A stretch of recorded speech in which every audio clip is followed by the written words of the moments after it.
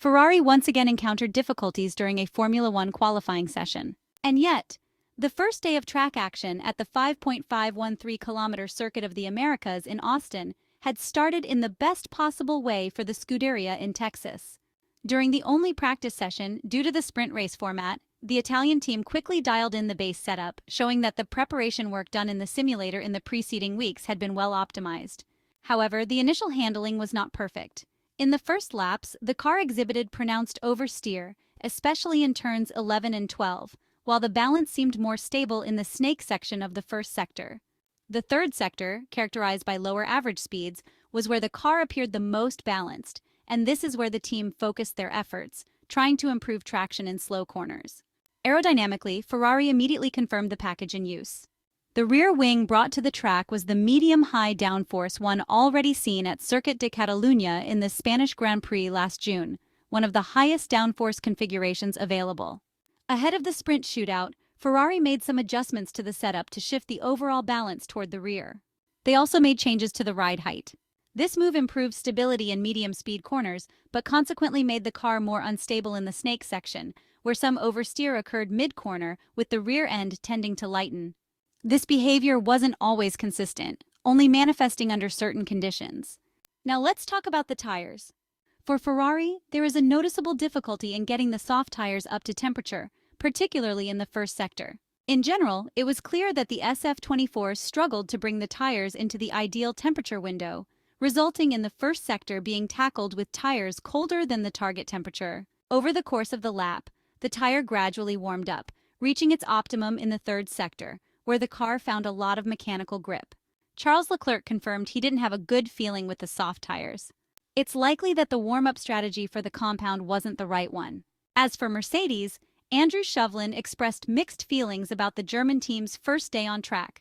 Despite some positives, there was a certain frustration because Lewis Hamilton was on course to take pole position, but his lap was compromised by a yellow flag caused by an off-track incident involving Williams driver Franco Colapinto, relegating him to 7th place on the grid. George Russell, despite not feeling as comfortable with the car as Lewis Hamilton, still managed to secure 2nd place, showing clear progress.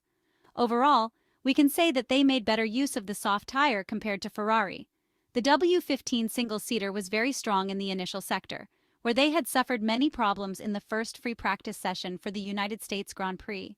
We saw a lot of bouncing in the snake section, so much so that Hamilton even spun out. The team communicated the optimization work on the setup with a very low ride height, gradually raising the car afterward. Andrew Chauvelin also emphasized that the new upgrade package introduced seems to be working well, bringing the expected improvements. Finally, a few words about Red Bull, which finally returned to pole position with Max Verstappen. This was a precise response to all the recent controversies regarding the T-tray device, which can rapidly adjust ride height. During the first practice session, it was evident that the car was well balanced, especially in the first sector, where the RB20 performed strongly in the high-speed corners of the snake. Both drivers said they felt comfortable with the car's balance, and we saw it on track. The Austrian team followed a slightly different program compared to the other teams, using the soft tires early on a track that was still evolving, as often happens, but the car's balance was still encouraging. Some minor issues appeared at low speeds in the third sector of the Circuit of the Americas, where there was a noticeable degree of bouncing. However, overall, Red Bull found a good balance between high and low speeds and was able to fire up the soft tires effectively, an aspect that, in the end, always proves very important in Formula One. Looking back at the Maranello team, the updates brought by Ferrari to the 3 Grands Prix preceding the autumn break seemed to be working very well from the first free practice session onward. It also appears that the decision made by Diego Tondi and his team to delay further modifications on the Italian cars was not a hasty choice. The new floor introduced by the Maranello-based team at Monza is paying off, successfully eliminating the bouncing phenomenon that has been much discussed. This is the technical summary of Ferrari's first Friday. However, Ferrari was not able to optimize the aerodynamic package, making changes between the first free practice session and qualifying that may have slightly unbalanced the car. At the beginning of Q1, during his cooldown lap, Charles Leclerc asked for +4 clicks to the front.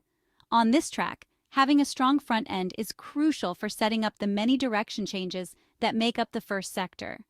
This adjustment seems to have slightly unloaded the rear, which suddenly gave way on the Monegasque driver's final attempt in Q3 during the approach to Turn 4. From there to Turn 10, Charles Leclerc lost a full 0.400 seconds to Max Verstappen. This is the difficulty of this sequence of corners.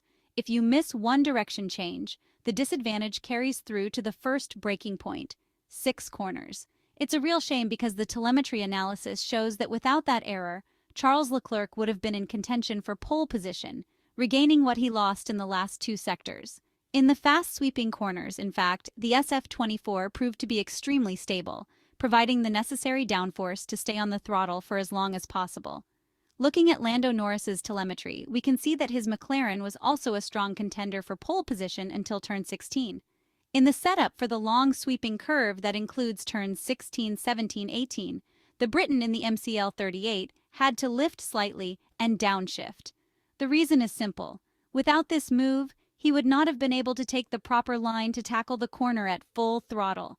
The speed and delta charts show exactly how much Lando Norris lost in this part of the track, a gap that he was unable to make up in the last 2 corners, where McLaren had struggled from the start of the day and where Oscar Piastri went off the track in Q1. In conclusion, we can certainly say that today's battle for pole position for Sunday's race will be more open than ever, with 4 teams and 7 drivers potentially fighting for the top spot, including the 2 Ferrari cars. It will be far from straightforward, and all the data and telemetry will need to be thoroughly analyzed to fine-tune the Formula One car's setups as much as possible.